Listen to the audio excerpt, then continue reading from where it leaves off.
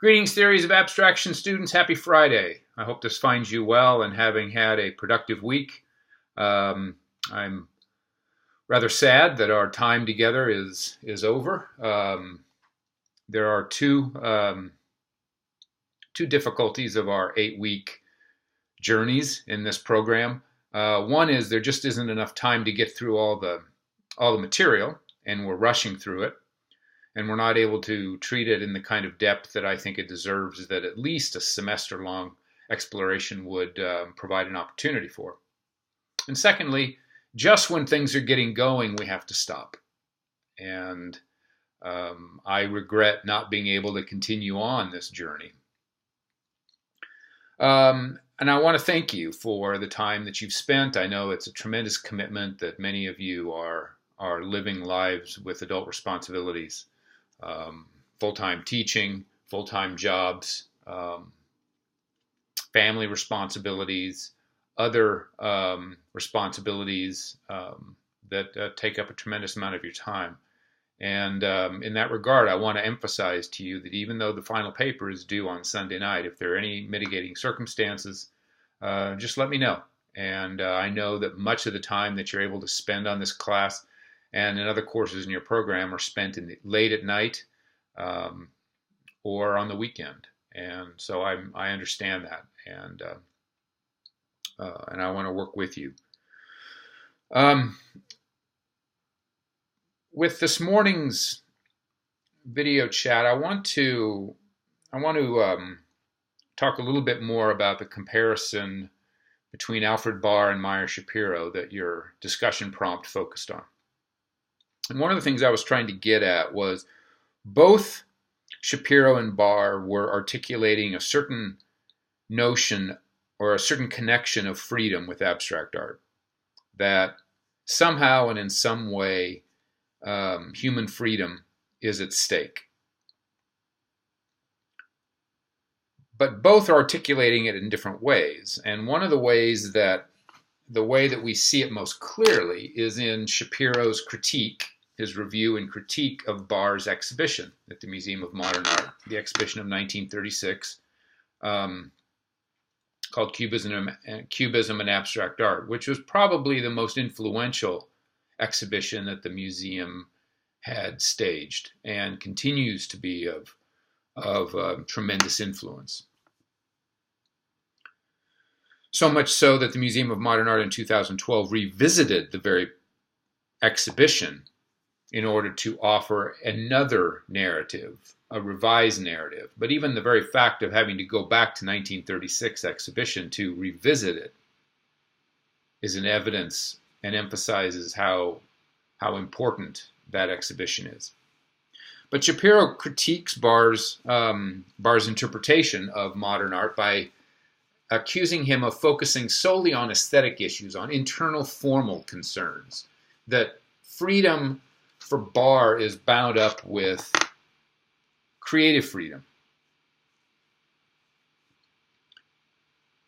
And Shapiro argues against that, and Shapiro argues against that because what he suggests is that Barr's view does not take into adequate account not just its historical context, but its material economic context. That abstract art is a means of a kind of human liberation that is a liberation of certain economic material structures, concrete structures, social institutional processes. Now, it doesn't mean Shapiro's not accusing Barr of not being historical enough or not being historical. He's arguing that the danger of that interpretation isolates artistic creativity and the freedom of artistic creation from other aspects of other social and political processes and economic processes. And this shouldn't surprise us because Barr's training is formalist.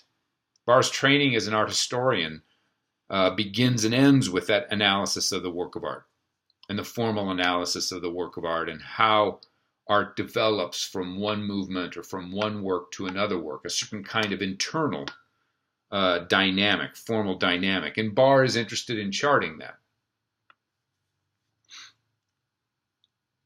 And one of the things that's very important about that is that Barr is working as a curator. He's using the artifacts, the aesthetic artifacts themselves, and presenting them.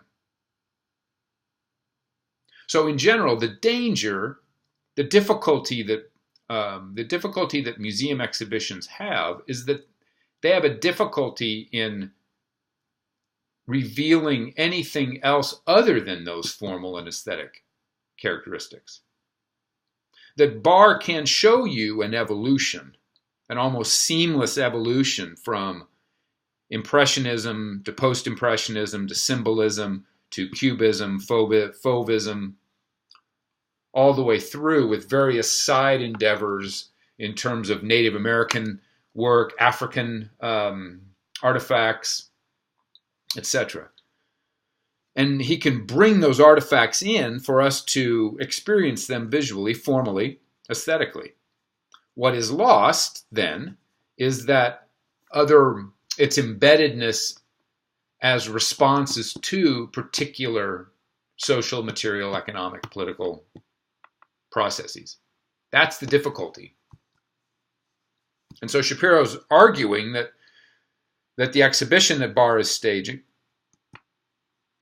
isn't able to account for that.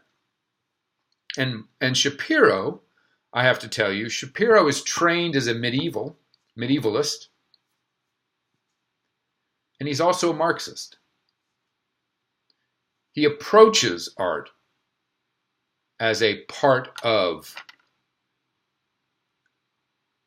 markets, economic, material, historical context. And Shapiro is not under the obligation to stage his scholarship through artifacts.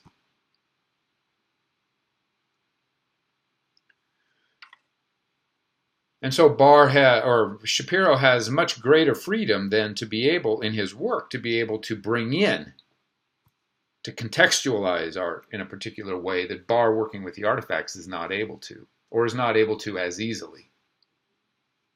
And that's one of the challenges that the Museum of Modern Art has had, is that throughout its history, since its founding in 1929, as it is evolving a way of understanding art as embedded in these social and historical and material practices and contexts and processes, as a way of how do you reveal them?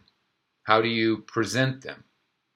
And so you have the wall labels, you have different ways of installing the work that can emphasize discontinuity rather than continuity.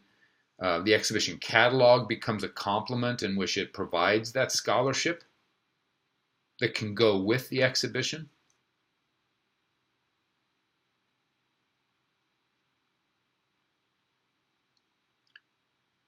And that's one of the dangers, that's one of the difficulties of an art museum, an encyclopedic art museum, for example, like the Metropolitan Museum in New York or the Los Angeles County Museum of Art. The fact that there are antiquities, that there are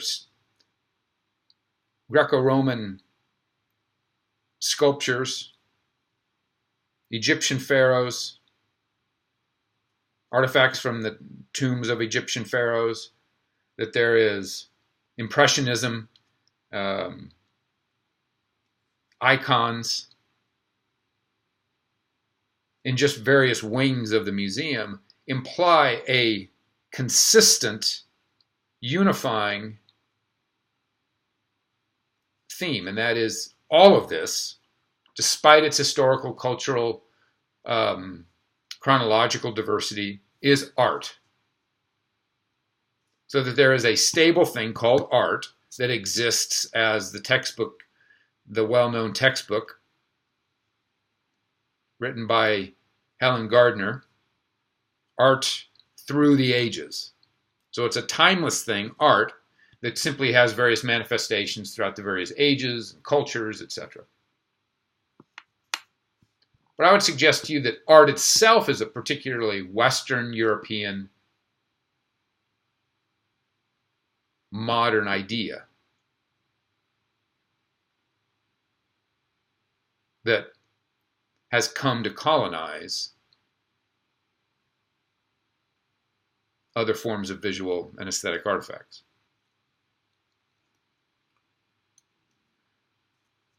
And that art then doesn't become a descriptive term, it becomes a qualitative term. Something rises to the level of art. A certain kind of canon. So Shapiro and Barr are both understanding freedom in particular ways. Barr's notion of freedom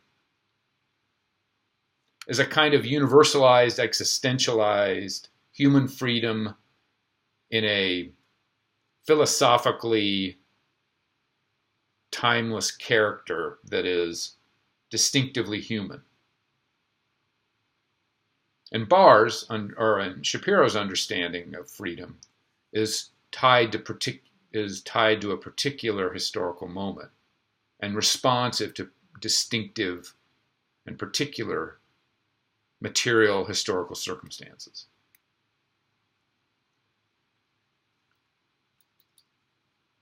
What it allows, Barr's interpretation, his aestheticized interpretation of the history of modern art and of abstraction, was much more amenable to be co-opted by the dominant material, economic, political structures of Cold War, of the Cold War, and American values. So that somehow American notions of Western American notions of freedom are encapsulated in, say, Jackson Pollock's drip paintings. While for Shapiro, Pollock's drip paintings are evidence of a kind of resistance to it, a liberation from those ideological frameworks.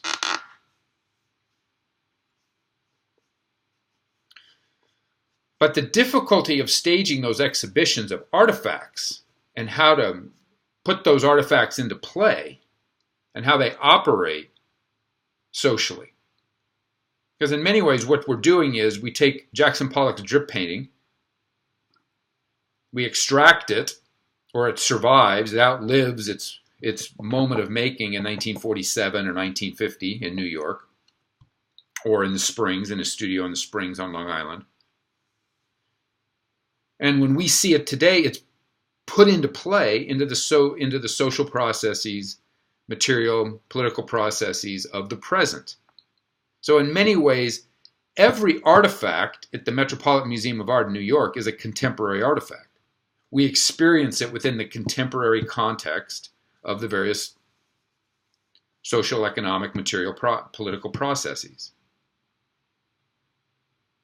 Now, we'll explore that in great depth in the next 8-week class I'm teaching in session 2 on modernism and the museum.